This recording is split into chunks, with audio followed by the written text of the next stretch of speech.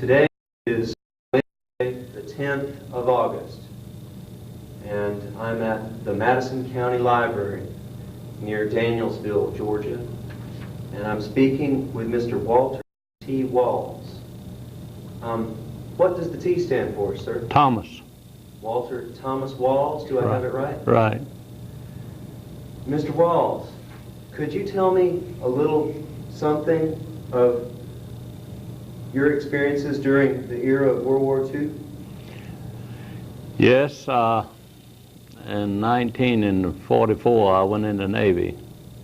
I was volunteer. Of course, at that particular time, everybody went in the Navy was volunteers. Most of us was, but of course they was draftees that was drafted in there. But in order to be assured that you was getting the branch of service you wanted, you had to volunteer for the Navy. I mean, if you wanted Navy. And I was assigned to the USS Atlanta, C-04. That was my first ship that I'd say that I was a crew member of. I was on a different ship previous to that. I was in gunnery school down in Chesapeake Bay, Virginia, on the USS Wyoming battleship. But that was just for about, I believe, about 6 weeks, a gunnery school out there in Chesapeake Bay. And on the Atlanta, we went from the time it was in commission, I was on the commissioning crew of the Atlanta. And when we left the States, we went down through Panama Canal, and on from Panama Canal, we steamed directly to out to Pearl Harbor, and from there out in the Pacific area there, and joined the, I believe it was 5th Fleet, Task Force 58.1, I believe, was the unit I was attached to at that particular time. We was in 2 major battles out there in the Pacific during World War II. And also, I guess, the biggest threat that we had outside of being in a war was the typhoon that wrecked, well, it didn't wreck us all. The 5th of June of 1945, we was doing something like 42-degree rolls on that cruiser. It broke a 110-foot bow off the USS Pittsburgh, which is a heavy cruiser, a 17,000-ton cruiser. The cruiser I was on was a 10,000-ton cruiser, a light cruiser. And it cracked the Baltimore, same class as the Pittsburgh bow. It was the Pittsburgh and Baltimore, and they both had to return to the States. Pittsburgh for a new bow, and I don't know what they did to the Baltimore, but I'm sure they had to probably did extensive repairs on the bow of the Baltimore. And after that, we went into San Pedro Bay there in Leyte in the Philippines. I guess is what you'd say, repairs and upkeep there at that particular time there. And when we left there, I believe we was at sea for 78 days before we hit port again. And of course, at the time we'd done been up in the northern part of Japan in a bombardment group there, where the first bombardment was Japan homeland. We was present on that. And then on, I believe it was the 17th, I know it was 17th of July of 45, we went in the Tokyo Bay. We was in 42 miles from downtown Tokyo, and we had a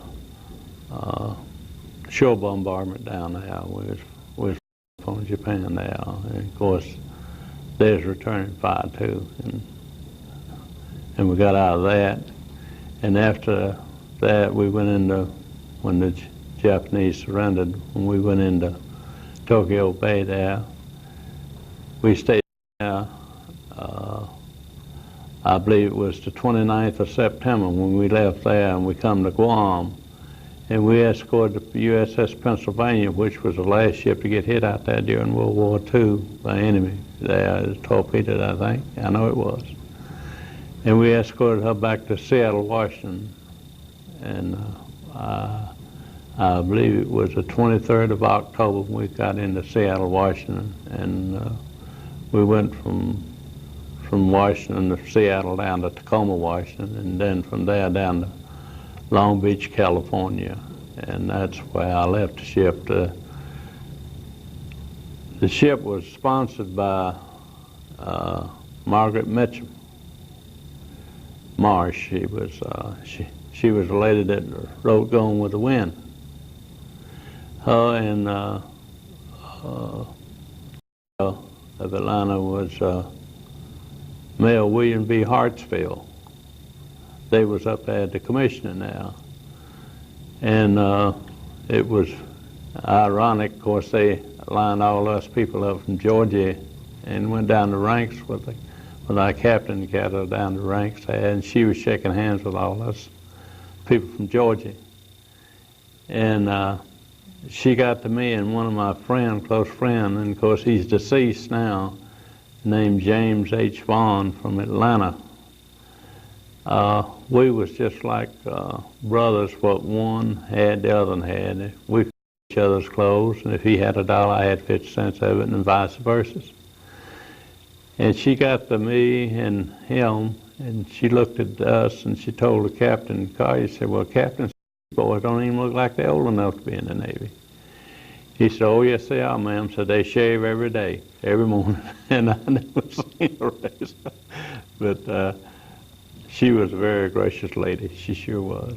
And well, not only did she sponsor our ship, she sponsored the USS Atlanta, the CL-51, which was sunk in Guadalcanal out there on the 13th of November, 1942.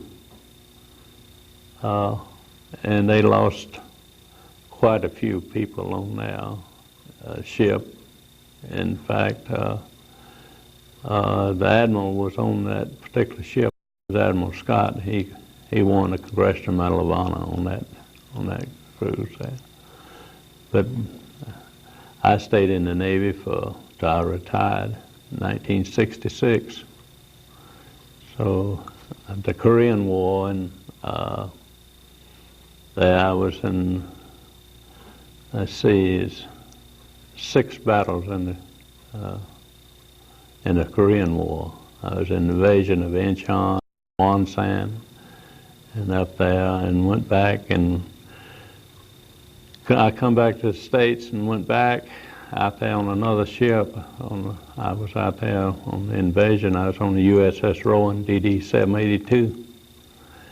The invasion of Incheon and Wonsan, and when we went back, I was on the USS Stephen Potter, DD-538, and we was the last ship to leave Wonsan Bay up there when the ceasefire, and we left there with a deck load of civilians on there, women and children, old people there. They didn't want to be on that communist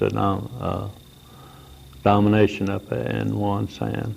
And it was north of the 38th parallel, and we brought them out of there. And although they done cease firing, but they hadn't ceased firing on us. When we come out of there, they were still firing at us. And thank God we didn't have no hits there, and we got all them people out what was on the ship without any of them getting hurt or anything. And of course, some of them didn't have clothes and anything else, and we shared, the crew members of my ship, we shared what clothes we could spare, put on, and brought them down to Sacheri, Korea there, and that's where we dropped them off at. So that was my experience in World War II and in the Korean War. And of course, you wasn't too interested, I don't guess, in the I'm very interested. in the Korean War. And it's like I say, I got extended in the Vietnam War. I guess it's 5 months. I was due to retire out, and I got out. Retired in the 3rd day of May of '66. Did you feel the Army downsizing right after the end of World War II? Was there a decision that you made to re-enlist, or had you had that as your career plan for? Well, no, really. I got out in February of 18th, 1946. I was discharged. I stayed out 18 months from the day I got out. I went back in. I went back in the 18th day of August of '47. Mm-hmm. And the reason I went back in, of course, being out in the country and living on the farm, you know, I wanted to travel. I wanted to go somewhere and see the world. And the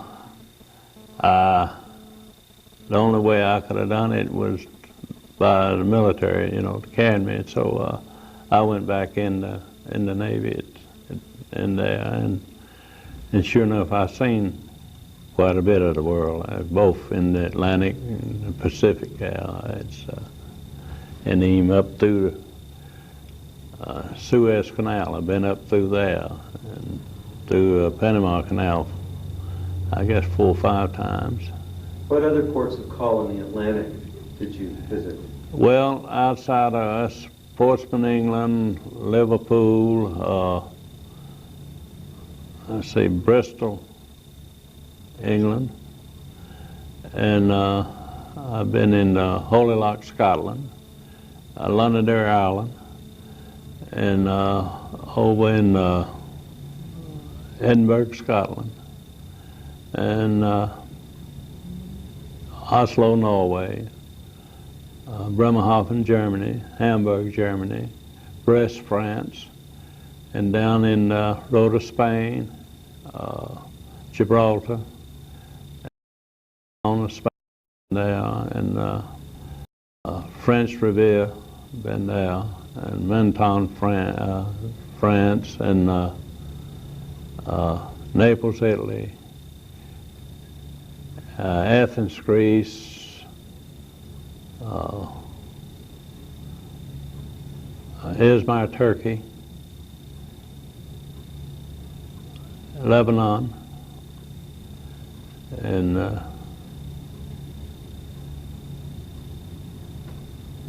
Malta,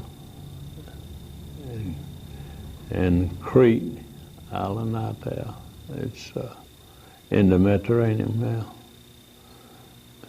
But I had a lot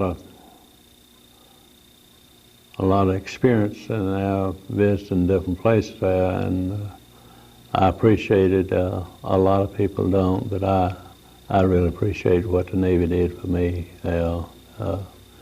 Giving me the opportunity. I was a poor man, and it was impossible for me to go to places I went, but I did, and I enjoyed it, especially when you ain't been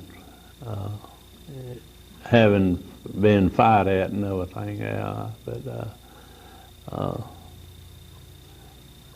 It's a lot of difference, and it's like I say, the Navy was good to me, and I appreciate what they done for me, and I'd recommend the Navy to any young man in the world. And if he get in there, to go there. Of course, it's all changed now. It's different, you know.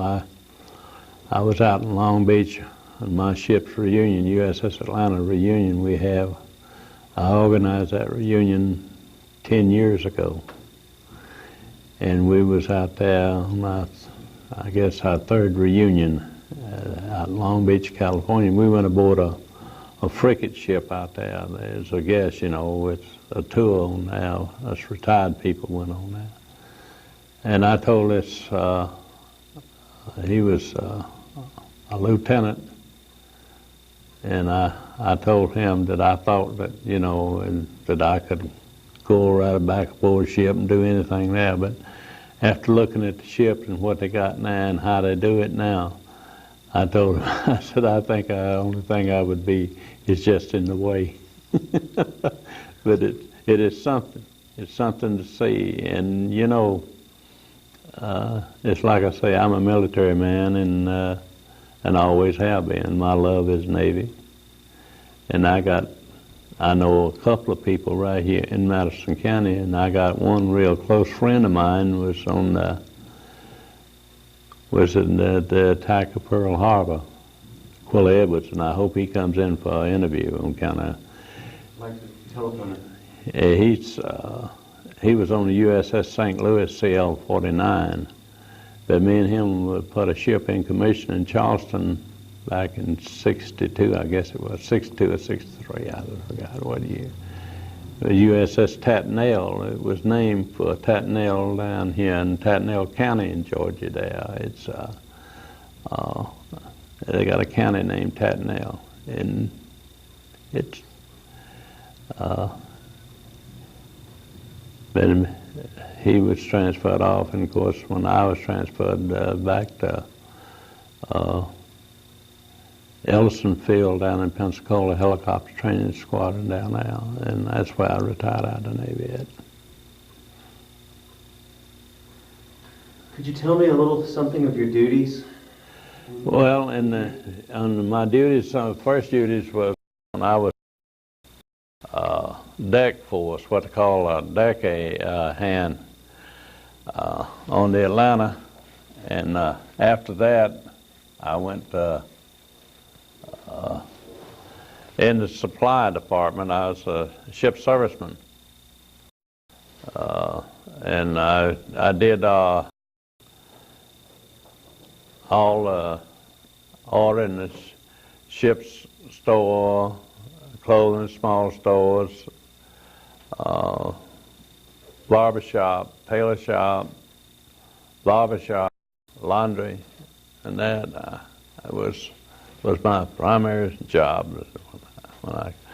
When I retired, I was, well, the last time I was in show duty, I was in down in Ellisonfield, Florida there, and I had this cafeteria and the club and enlisted men's club, and that's what I did down there, and that's what I was doing when I retired out.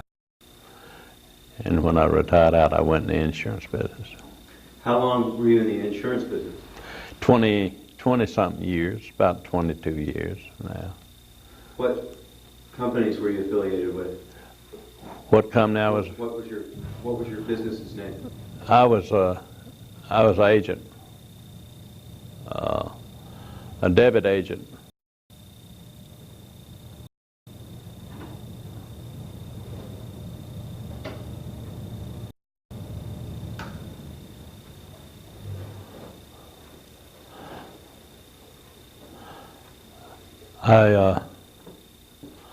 I was promoted once to staff manager, but I didn't particularly like the idea of that, and didn't like that at all. I can make more money as agent than I could as staff manager, and not have the headaches either. Have you retired from insurance? Oh yes, I retired from that in '86.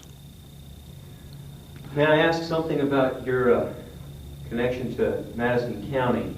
Was that farm you grew up on here in Madison County? Well, yes, it was an area, but it's done been changed around so much I wouldn't even know where it's located at now. I bet you know where it's located. Well, I know where it's at, but they've changed it around, and there's woods and everything else. The fields that I used to work, it's now got trees and everything else on it, and housing projects and that stuff. homes built on it. So, can you give me a hint of what that area is? Yes, it's over in, I guess what you'd say, west part of the county. It's over in the Sanford community. And that's west part of the county.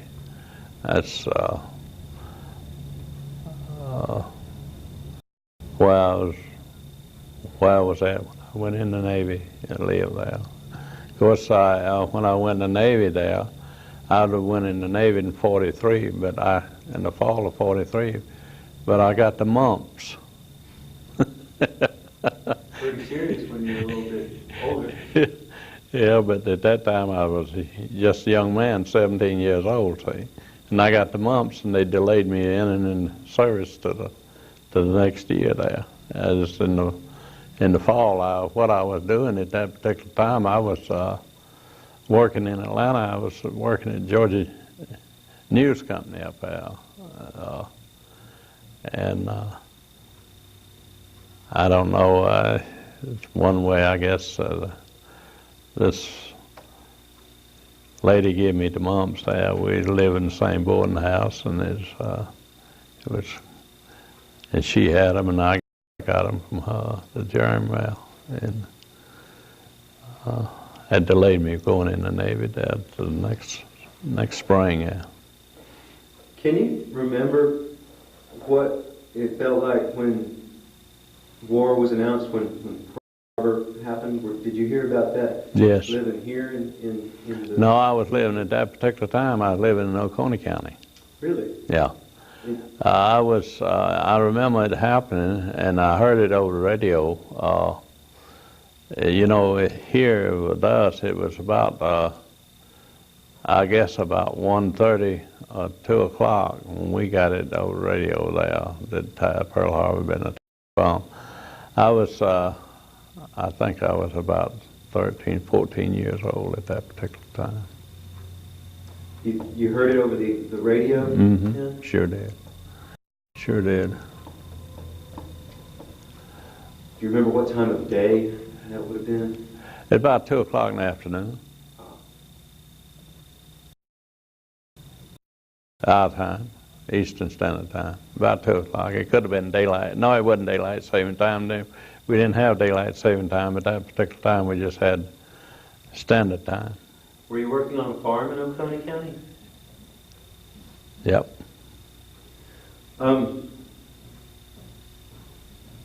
Can you remember some other events? The surrender of Japan? Yes, we was at sea when the Japanese surrendered there. The peace treaty was signed on the Missouri. We was out at sea, and we came in, I believe it was in port, we came in on the 17th of the 16th of September of that year. We came into Tokyo Bay there. We was on out of patrol. The Marine detachment we had on the ship there, they was put out on occupational troops at Yokosuka, Japan there, and of course when we went back in port, they came back aboard ship there to us. But the first ship that left the fleet out there after World War II was USS Essex. Is a carrier, one of the big carriers there. CV-9, I believe, is the number of it. And we was transferring people with points at that particular time. You had to have so many points to get out of the Navy service there. Especially all reserves. See, I was a V6, a VR, a reserve. And we had some older people on there. In fact, there was one gentleman up there from Wanda. He lives in Bethlehem now. His name was John Wages. I remember him. He was a butcher on the ship. He come aboard.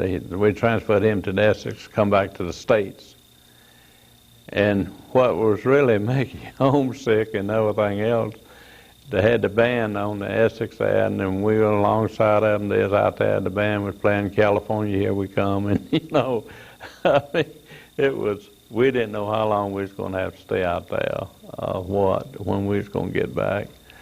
But we changed captains in Tokyo Bay there. I was captain that put in commission, and there was named Captain B.H. Collier. And when we changed skippers, Captain Nyquist, he was our skipper. He come aboard as skipper there. And he told us, well, the quicker we get this ship painted, the quicker we're going to go home. And of course, everybody painted on the ship. I don't care what kind of job you was at and what you did. We was all wanting to get home, so we painted. You know, everybody was painting. And we left there on I believe the 29th of September, and on the 3rd day of October, well, it might have been, we pulled in, might have been the 2nd day of October to Guam. And we picked up 545 CB and Marine passengers and brought back to the States. And on there, we didn't have, on a cruiser, you don't carry extra things for troops, anything loaded, you know. But what we do, when we get out of our beds, they are what we call bunks. When we get out, somebody else will get in it and go to sleep. That's the way we did, and we brought them back to the States. And some of them have been out there 42 months. And it was something now to see. We got into, our orders read that the escort to Pennsylvania back to the States, to start into the harbor up there in Seattle, and we left the Pennsylvania. We come on in tied up that day morning. It was in October. And that particular time in the years, that particular time of the year, they had, you know, it was kind of cool, rough, and them CBs and Marines, all they had on was them little old thin greens. They had little shirts that was real thin and everything, and they'd stand up there with their teeth chattering and everything. We asked them, said, well, why don't you go down below there, get down below and where it's warm at, you know? And they said, well, one of them told me, said, no, said, I've waited 42 months to see that land over there. I tossed out a name or two. Can you tell me anything about some of those commanders, like Admiral Nimitz? Yeah, well, it's like Captain Collier, I don't know, he's deceased, and so is Captain Nyquist. But he made, I'm sure both of them, well, I know Nyquist made Admiral. And we had quite a few of them there. And the first executive officer I had on there was the Carl K. Biederman was his name. And he was a full commander on there. And then he made captain. He got transferred. And Mark Mitchell, Mark A. Mitchell was, he was commander of the 5th Fleet, Task Force 58.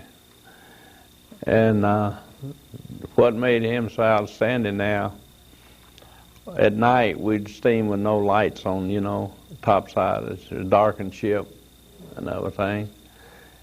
And we sent out a strike force, carry strike force off the ship, and they come back in after dark at night, and he turned the lights on them ships and carried and brought them planes aboard. And that said something to me that, because, you know, he wasn't supposed to turn them lights on, but he said, they are men, and we're going to bring them back. And he did. But that's the kind of people you had out there. And Halsey was I guess was the roughest admiral we had, but for us fighting a war, he knew how to fight a war. He would fight a war. He knew how to fight a war. But he was rough. The only thing I ever heard about him being scared of anything was a needle. They said that they had problems with getting him to take a shot. Said the pharmacist mate and everything had problems. But we had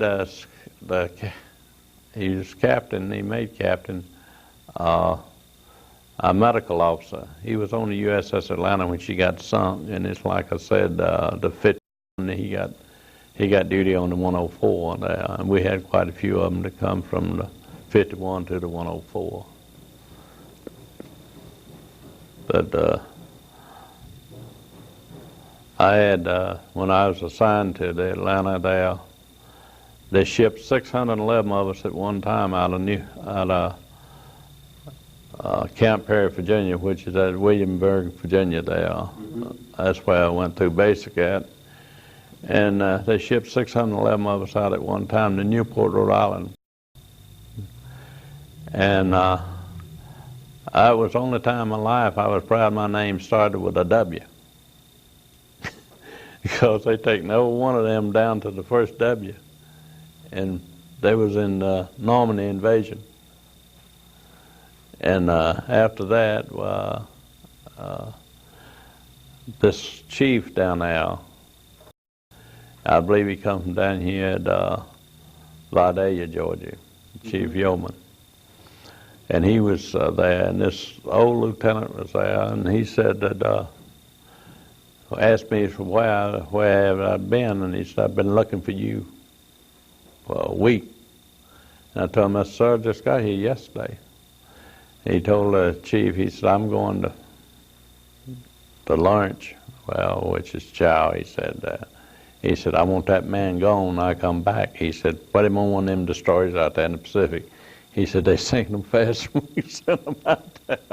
Wow. But the chief told me, no, you don't want that. And so he went down the list of ships, and he said, why don't you take the Atlanta? I said, it's new construction. He said, it'd be good duty for you. And that's what I taken that.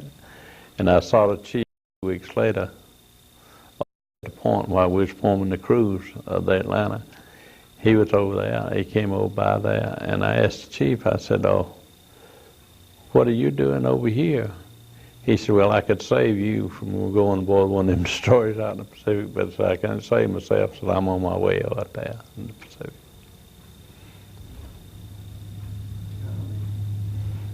Do you remember when they dropped the atomic bombs on? Yes, I do. We was, I guess we was 100 miles off the coast of Japan when they did that. And a lot of people say, well, they should have never dropped it, but they should have. I'm going to tell you one thing. If you saw some of the prisoners that they had of our men over there, if you could have saw them, and what they did to us, I just, I wish it could have been developed, the atomic bomb developed before that was went as far, but if they had dropped that atomic bomb, it would cost us 1 million men to take Japan. It would have at least 1 million men. I'd like to hear a little bit about the rest of your military career before I wind this up. You mentioned to me landing in Incheon in Korea. Yeah. And I know that the Korean conflict was a different kind of a war. Altogether. Can you tell me anything you'd like to remember about that period? Well, in Incheon now, we escorted, I believe General MacArthur was on the Pocono. And I was on this destroyer, the USS Rowan, DD-782. And the invasion there went off on the 17th day of September. And I remember that was my birthday. And We was on the outer patrol of the harbor, of Incheon Harbor there. Of course, there you go in on your tide. They had to go in with the tide. When the tide was in, you see the land, because they had a tremendous tide there, just like they do over in England now, and especially up the northern part of England. And we watched them. They was digging a trench. The North Koreans was digging a trench around this mountain, a hill, a mountain.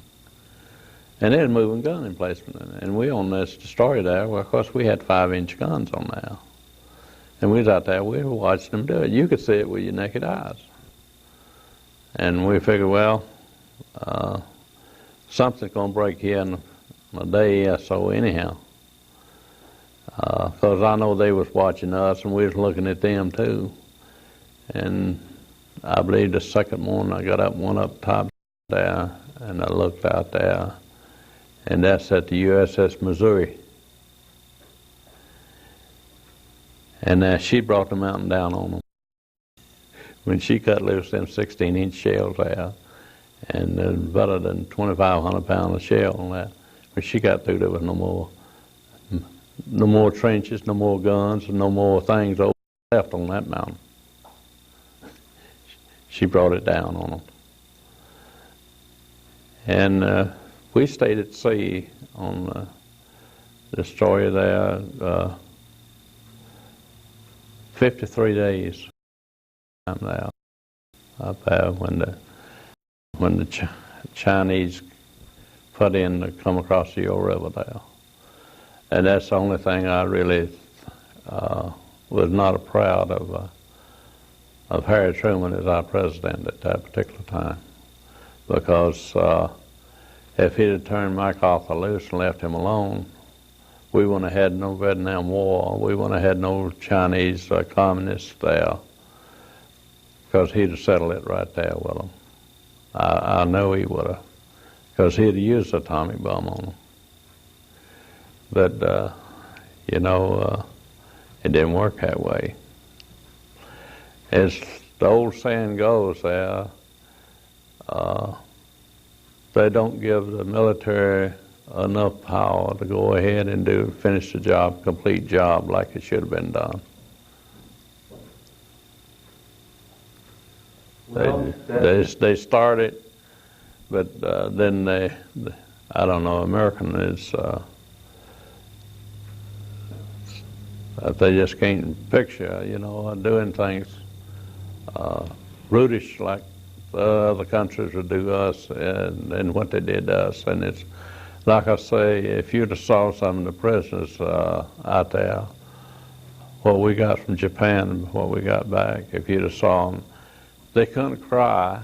They didn't have no water in their body. They couldn't, when you pick them up, you had to pick them up with bed sheets and things like that. And, you know, people don't realize in this world just what suffering these people went through. It's just,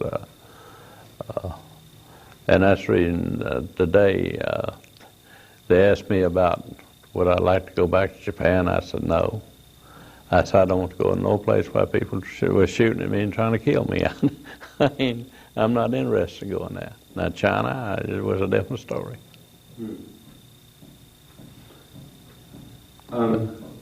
I have to ask, before we wind this up, your tour of duty took you to Vietnam before? No. You didn't? No. I was just extended. I was at the station down in Ellisonville, Florida. Oh, I see. And that was during that era, 1965 right. to 6. Well, if I'd have stayed in, they asked me to stay in and sign up for another promotion. They'd give me another promotion if I'd sign, but I had to order to go aboard a ship going back out to Japan. Well, it wasn't a ship, it was actually land. If it had been a ship, I would have probably extended. But I didn't want to go out there and go. Da Nang is up there where the Marines is having a hard time there.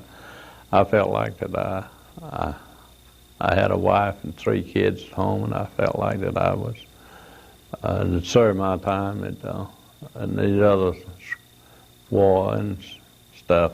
That I felt like I should come home, stay with my family. Would you tell me about your family, your kids, and how did you meet your wife?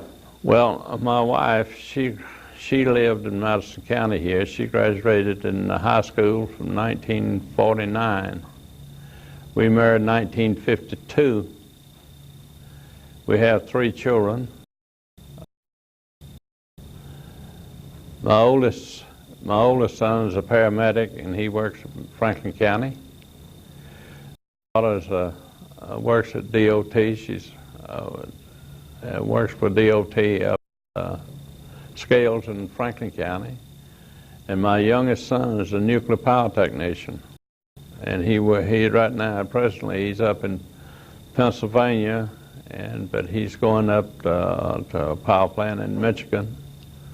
And from there, he's coming back. He said he'd be going back into Toledo, Ohio, to a nuclear station. And then about Thanksgiving, afterwards, he's going to a nuclear power plant in New York. He travels, and he's not married. And, you know, they like to get a hold of a man that's not married, so that he don't have his family to contend with, you know. What are those names of your children and your wife? Well, my oldest son is named Walter Terry Walls. Now his middle name is Terry, and mine is Thomas. That's the difference there.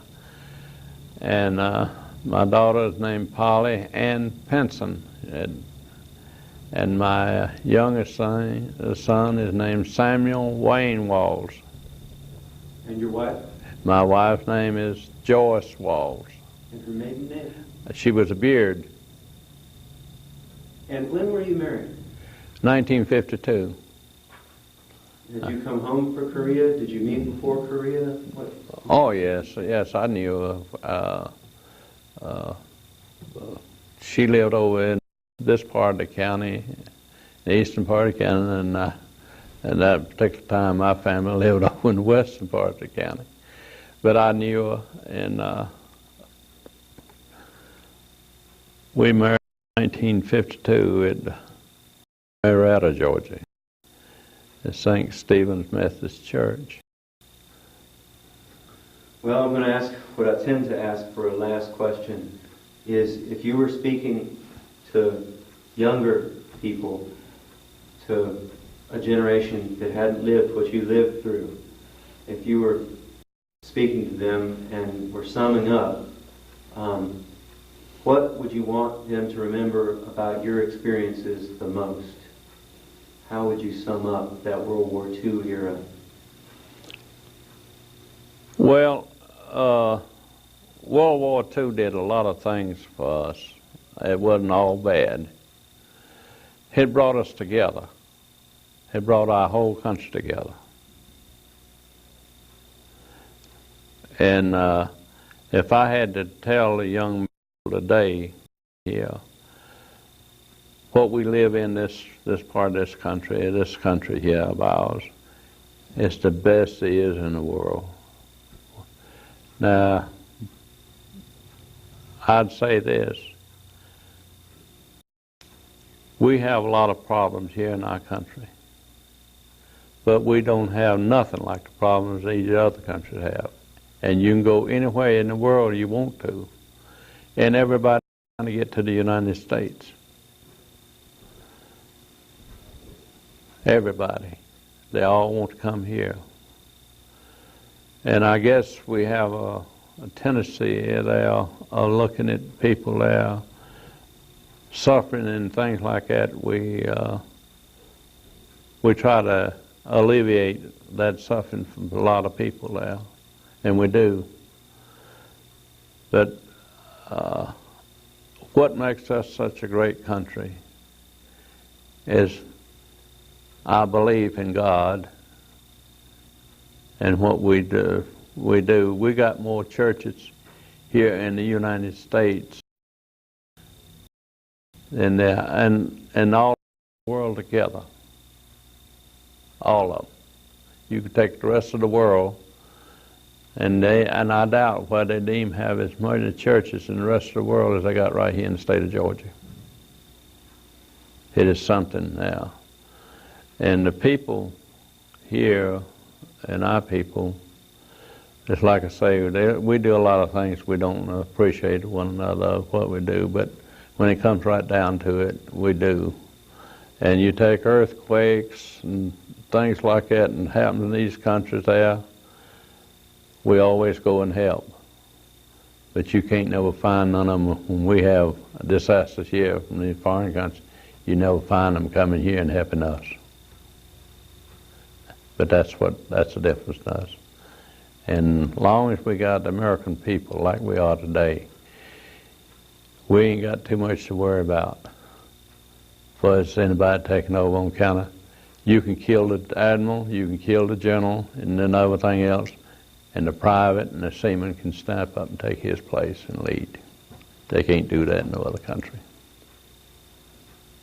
They just don't know it. They can't do it. Well, thank you for coming in this morning.